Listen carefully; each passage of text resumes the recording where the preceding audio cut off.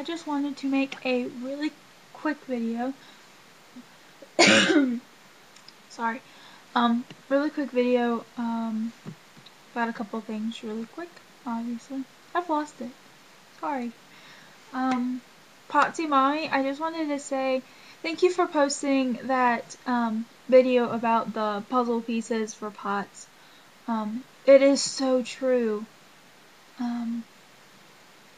I know I was diagnosed with POTS, and we didn't have any reason what was going on. I just started passing out, and I didn't have a cardiac workup or anything until almost 8 months after having a positive tilt test. So that we just we didn't know what was going on, and one day I was just like, my resting heart rate's a little higher than it should be. I was talking to my general practitioner, and I just happened to ask if it would be wise to get a cardiology consult in on this, especially since my heart rate would be in the 120s, 130s, just sitting every day. I mean, I would be in there, I would go, and sometimes my heart rate would be like 140 at the doctor's office, and so she thought it was a very smart idea. So that helped a lot, especially since we found out that I do have a lot of cardiac problems with my POTS. It's not necessarily that my heart rate just gets really fast with like most people with POTS, but I also have the very slow heart rates that POTS patients can have as well. And we wouldn't have known that without the testing that we've done, on top of me noticing it and going to the hospital because it scared the crap out of me. But I know what you mean too by when you say some doctors they can't find an explanation, and so they tell you it's on your head, like I've had earlier this year, which irony of that story I'll get to in a second. But like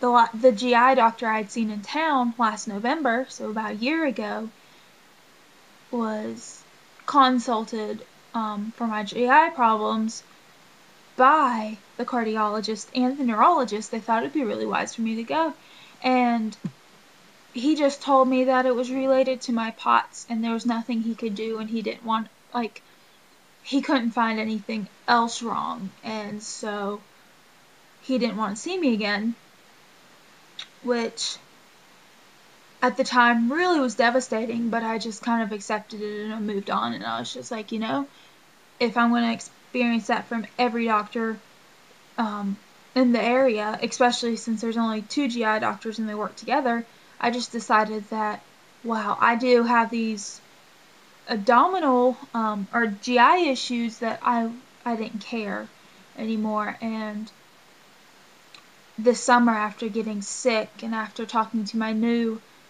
primary doctor and with all the liver problems I've been having, I realized that I really do need that GI doctor to consult, even if this is just the dysautonomia. Something is causing it, and it does need to be tested, and we do need to look for answers. We can't just push it off that this is what's going to happen, because that's not helping me at all. That's actually making me sicker in the long run. So I just wanted to say thank you for posting that video this morning. I think I watched it this morning. I don't know. I've been up like way too long, and I have taken cold medicine. What did I take last night? Tylenol cold medicine. And I slept for like 12 hours for like half a dose. And this morning I took the daytime because the weather up here has been so labile would not even be the word for this. It actually snowed. It was like 30 degrees and snowing this weekend, and today it was 76 degrees outside. So in the matter of like 3 days, we've gone from 30 degrees to almost 80 degrees, and oh, it's getting horrible. This time of year I usually get like bronchitis, so I'm trying to avoid that. So when my throat starts scratchy and start coughing, I decided to try the cold medicine. I forgot how wired I get with the daytime. Um, my heart rate really hasn't been affected this time, but my blood pressure does its let's get really high, let's get really low thing. My heart rate's been doing that on its own. It was doing that before I started taking the medicine last night. So I'm not sure if taking it today made it any worse. But I know I went to do laundry yesterday, and by the time I crawled down the stairs to the basement, my heart rate was like 180 and I had to lay on the floor. And yeah, I didn't even check it when I finally got back up the stairs. I was just like, oh my gosh. And so, but yeah, then, I sit for 10, 15, 20 minutes. My heart rate's in the 30s. So, I'm embracing my body that decides to be crazy. Anyway, in one of the videos I posted, I guess it was in July, August maybe, about the healthcare worker, not the healthcare worker, but the social worker who had decided that I can't see like certain doctors in town until I get a psychological evaluation. So I have called her several times because I felt, I needed to return the call. And so I returned the call. When I didn't hear back, I returned it again. And I've actually seen her while I've been doing my hours at the hospital. I have seen her. We have communicated over patients. I have let her in to restricted areas where you only need your badge, and she didn't have her badge. She's come up to me. She says hello to me. She knows my name. But she's not mentioned anything else. She's not mentioned wanting to talk to me or anything. And I decided that after this happened for like 3 weeks, I decided I wasn't going to bring it up to her. Because if she wasn't going to bring it up, I tried to contact her. I can't help it. She's not, responding to that. And so last Friday, it was 30th of September, there was an article in the newspaper about the behavioral center up here who does all the psychological testing and the inpatient stuff for anything psychological. And it's who they wanted to refer me to. It's the only group in the county, and they were under investigation. And I was just like, well, that's interesting.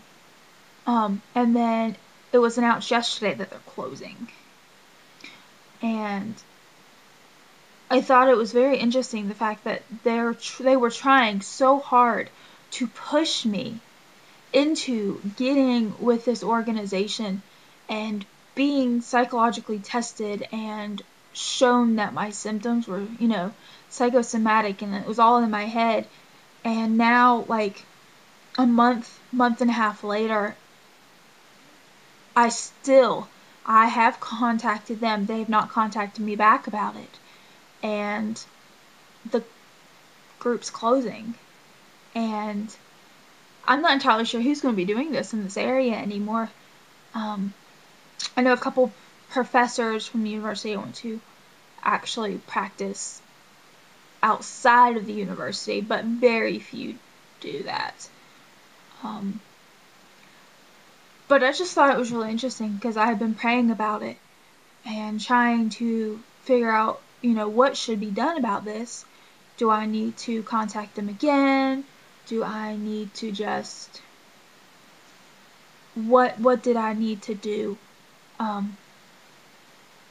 to prove, basically. It was my wanting to prove to other people, especially people who doubted me, that it wasn't me and I cannot control it. And now I feel like God's answered me by just like closing the group. And so I don't know, maybe that's not, maybe I'm supposed to still, go on this route and to prove or to show that no, this isn't thing, but it was supposed to be some other individual that's going to come along that I was supposed to interact with or something. There's no telling, but this week when I read that, I was like, oh my gosh, like, that's crazy. But that's about all I got. This video is a lot longer than anticipated. I say this because I'm a little wired. Oh, I got my hair cut, and the lady made fun of me because I just went to see her like 6 weeks ago and got 4 inches, 4 inches cut off, and it got pretty short. And I went back today, and she was just like, Jessica, you were just here. And she's been cutting my hair since I moved here like 7 years ago. And she was just, she laughed because she was just like amazed that my hair has already grown like 2 inches in 6 or 7 weeks or something like that. And so she cut off like 3 inches, and it was funny because we tried to put my hair in a ponytail. Like, the purpose was that I couldn't get my hair in a ponytail. And while we were there, I couldn't get it in a ponytail. So we knew we succeeded in that. And she started laughing, and she said, and this is how I'm going to pretty much end the video. But she said, I'm glad to know something on you works correctly. She said, I've seen you at your worst. She said, you have been really sick at times, and she said you can visually see you're sick. She said, but no matter how sick you are, your hair grows like a freaking weed. And I just had to laugh, and I was like, my hair grows really fast. And she was just like, I don't know anyone else's hair who can be, or anyone else who can be as sick as you have been and have to get their hair cut every like month to keep up with it. So I thought it was really funny, because then she had said something about how I told her I'd come back in a couple weeks because inevitably my hair will be back up in a ponytail. And she said, I give it 3 hours before you can put your hair up in a ponytail. And I came home tonight because I was out all day. And one of the first things I did was I grabbed a ponytail. And look at this, guys.